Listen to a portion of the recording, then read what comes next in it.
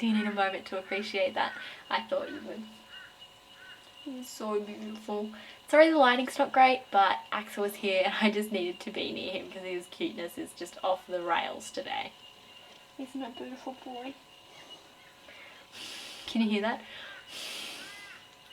Anyway, today I'm here with my October, November, December, I'm calling it Springer wrap up. I read I think about 8 books in that time, which is very much obviously for me, but I was very, very busy with prac and teaching and study. Also, I just finished my last assignment ever.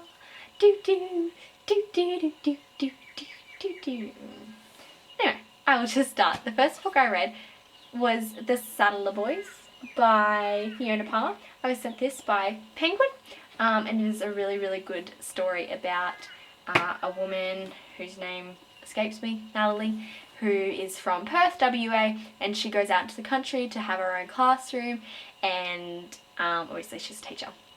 And there's just so many things I can relate to within like teaching and being in the country and growing up in a tiny, tiny school, like not tiny 300, like tiny 30 kids, K6.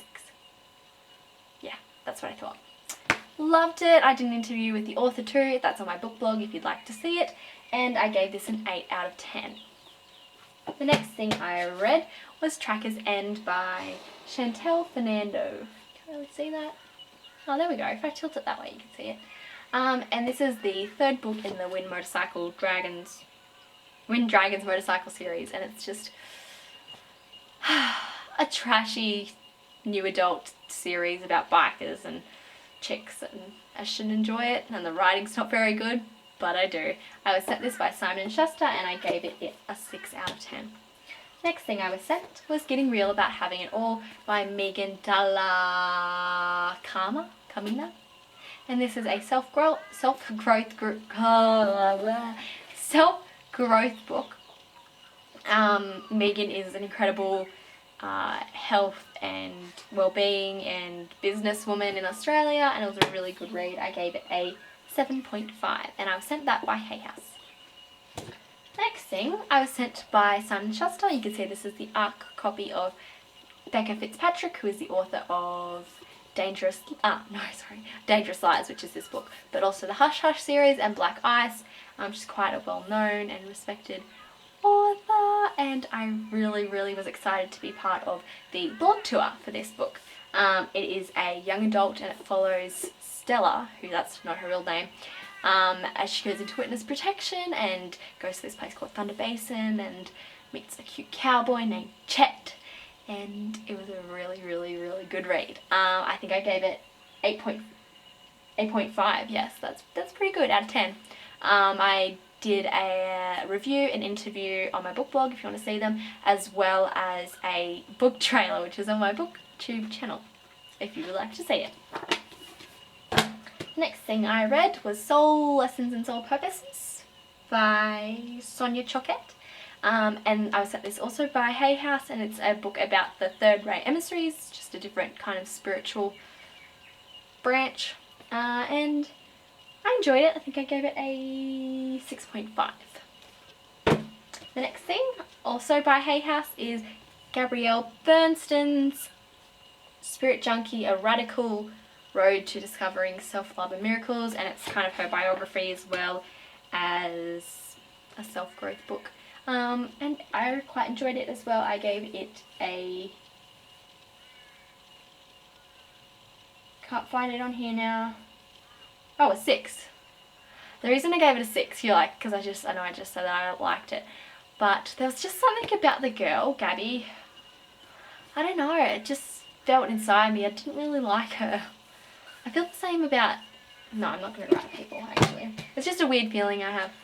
Next thing I was sent is from Penguin, and it's called Girls Who Travel, Nicole Trulovis, and I talked a little bit about it in my book haul.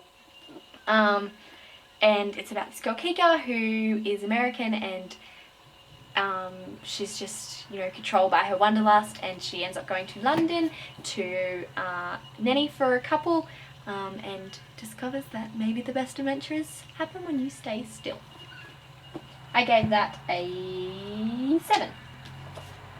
That, I technically didn't read it, but I just wanted to show you all. It's called Anti-Stress Dr. Tot because, like, who doesn't love Dr. Tots as an adult? That's a tree I did. And that's a fox.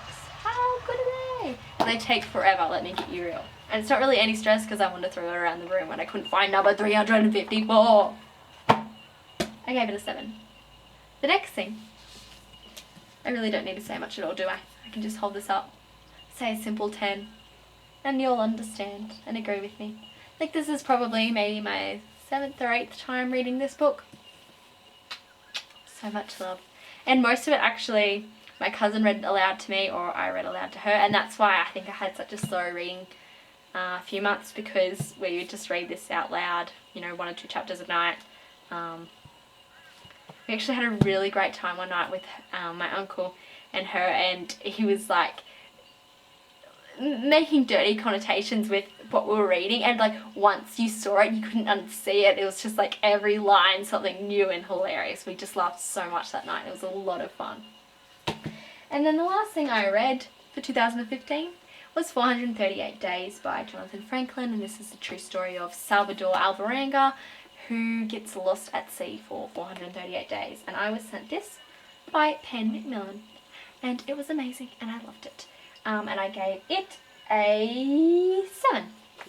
And that, my friends, is my last book wrap up for the year. Hopefully I'll have more to tell you about for January's wrap up, because I am going on a cruise. I actually haven't read anything yet and we're 4 or 5 days in, but I'm going on a cruise, so I'm hoping that I'll get to read a little bit more over that period and before I go back to work. Puppy, do you want to say goodbye to everybody? That's my brother. What? Now my brother's, don't go, don't do it. Don't do it, Axel. My brother's going to tie him up so he can let his dog off because they keep running away. That's not good. Skitty, skitchy. Anyway, I better go. Bye. Oh wait, let me tell you. Maybe I should just edit this whole bit out because you're going, Gemma, what is wrong with you? Cut it. Have a great day and tell me what you read to wrap up your year. He's like, yeah, I don't really want to go to you, Uncle Mitchell. Look at that. Seriously. Cutest dog ever.